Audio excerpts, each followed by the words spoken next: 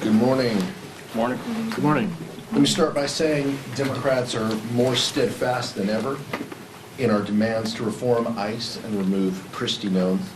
Every week we learn more disturbing information about the damage this administration is doing in our communities and how this agency is failing the American people.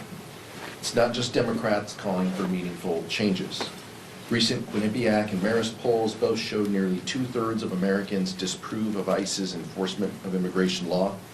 The American people are fed up with what they are seeing in their hard-earned tax dollars going toward brutalizing law-abiding immigrants, detaining children, breaking into homes and cars, and killing U.S. citizens. Democrats have put forward a list of common-sense changes we want to see in ICE. Our asks are simple. They're not extreme. We want ICE to be held to the same standards as our local law enforcement. Yet Republicans seem hell-bent on shutting down the Department of Homeland Security because they don't want to impose these changes that include removing masks, requiring judicial warrants, and prohibiting excessive use of force. Our proposal has been in front of Republicans since last week, and we stand ready to work with our colleagues to enact solutions to reform these critical agencies while protecting FEMA, TSA, and the Coast Guard. But we will not continue to spend Americans' tax dollars to a lawless agency headed up by an out-of-control cabinet secretary until there is more accountability. Democrats are focused on keeping our communities safe and making life more affordable to the American people. It's time Republicans finally join us in those efforts. Vice Chair Ted Lieu. Thank you, Chairman Aguilar. We have an affordability crisis in America. Americans are drowning in bills and in debt, and we know grocery prices continue to increase, the cost of everyday items continue to increase. One large reason is because of Trump's tariffs, which are increasing prices. And what are Republicans doing? They're putting into a rules vote that we can't even introduce bills to challenge Trump's tariffs.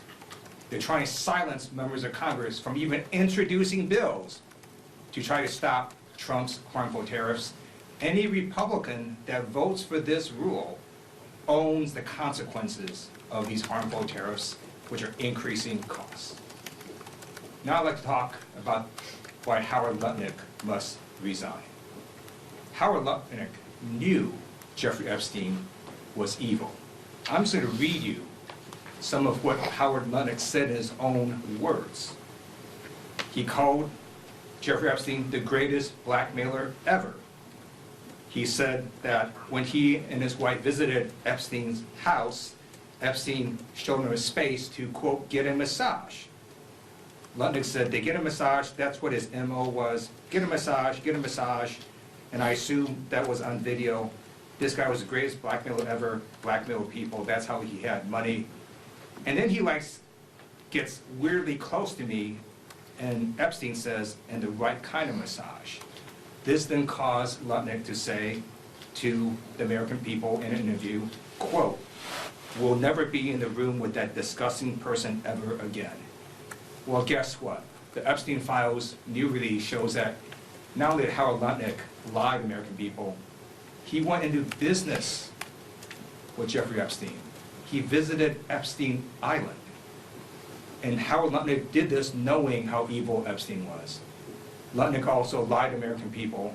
And really the real reason he should resign, he's just like one of the most politically stupidest cabinet members I've ever seen. He knew this stuff was in the Epstein files.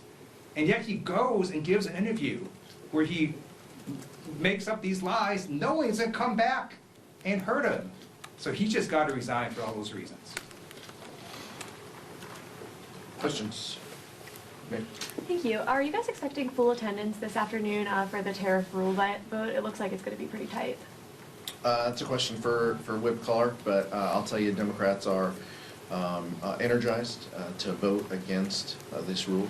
We know what's at stake. As the Vice Chair mentioned, this is about affordability and making sure that we are standing on behalf of our constituents and pushing back against these incredible tariffs that are raising prices for everyday Americans. So that's what we're up against, and I expect Democrats to put nose up on the board, and we're encouraging members to show up when there are meaningful votes, and I would expect that to be the case today. Eric? What is the White House counteroffer on DHS? What are they willing to do and what are they not willing to do? I haven't seen the letter, but it's not enough. That's what Leader Jeffries has indicated with Leader Schumer, and that we sent over not just the 10 requests, but legislative text as well. They sent over something that was incomplete and not enough.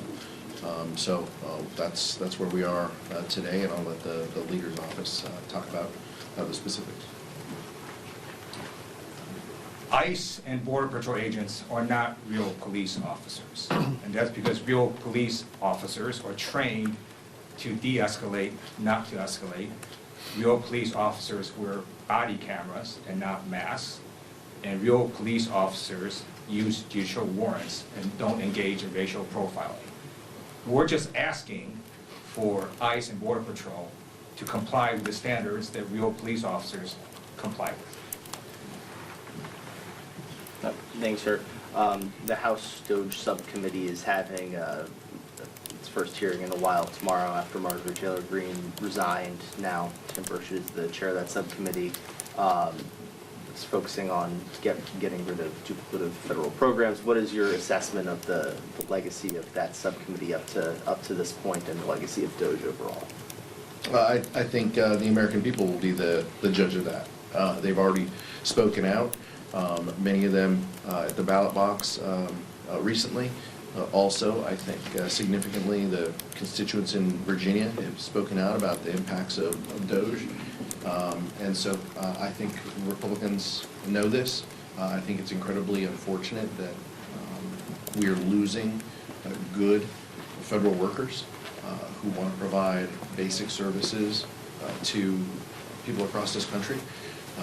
And oftentimes, what Doge has said they did versus what they actually did just don't align. And so I hope that that is also part of what they review, the promises that they made and what they have said that they cut versus what they've actually cut. And time again, they've brought back people who they've cut because they realize the importance of those programs. But we're losing good federal workers as a result of this administration not honoring the work that they do and providing services to people across this country. That's the unfortunate lasting legacy of Doge. Mike? Thank you, Mr. Chair. I want to go back to the tariff vote.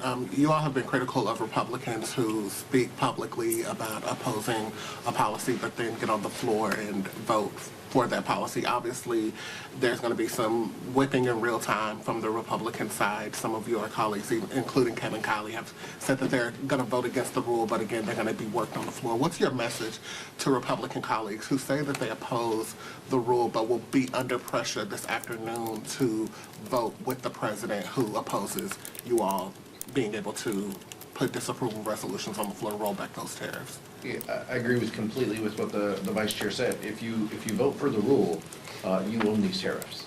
And even worse than that, if you vote for this rule, you're trying to eliminate our ability to even discuss this. This is the people's house. If we want to discuss tariffs, if we want to discuss how to help people, if we want to discuss policies that the administration is engaged in that hurt people, we should be allowed to do that. This Republican majority set up Doge subcommittees, and they set up, all these efforts to have the president's back. This is just another example of them doing that. Time and time again, we have seen our Republican colleagues say that they're going to oppose something. They tell you, quotes, that they're going to oppose something, and then the vote opens, and, an hour later, they end up caving for some pinky promise that they received from the speaker and the leadership team. So this is their opportunity. Are they serious about talking about proposals that will lower the costs that people face? Or are they going to continue to hide behind excuses and to give the president their voting card, which so many of them did from the big ugly bill until now? They continue to give the president all of their voting power. Thank you, Mr. Chair. The House is expected to vote on the SAVE Act this week. Do you personally support the requirement to show an ID to vote in federal elections? No, I think this is incredibly problematic, and this bill actually became even more extreme from what you're talking about is the SAVE Act, but I think what you mean is the Save America Act. The SAVE Act is what we talked about and what we voted on previously. The Save America Act is even a more draconian bill that Republicans introduced, and the kicker is that this would require all the voter roll data to be turned over to DHS.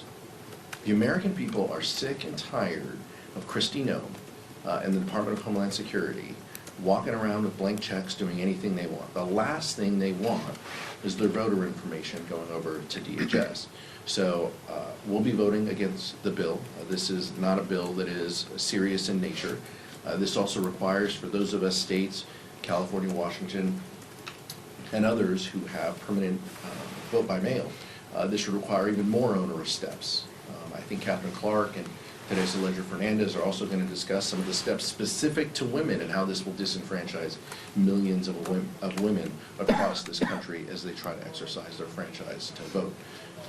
People having to do photocopies of their license and sticking them in their ballot when they mail them is just an added onerous step that is part of Republican strategy to suppress the vote. That's what they want, and that's what they continue to steer toward. Thank you, Mr. Chair. On a DHS CR, Republicans are really pushing that a shutdown would really only impact agencies like FEMA and TSA, the Coast Guard. I guess are Democrats still holding against at least a short-term CR for DHS to keep negotiations ongoing, or where do you stand on that? We're opposed to a short-term CR until the administration is serious about negotiations to curb the lawlessness that we see by ICE and CBP. So that's where we continue to be.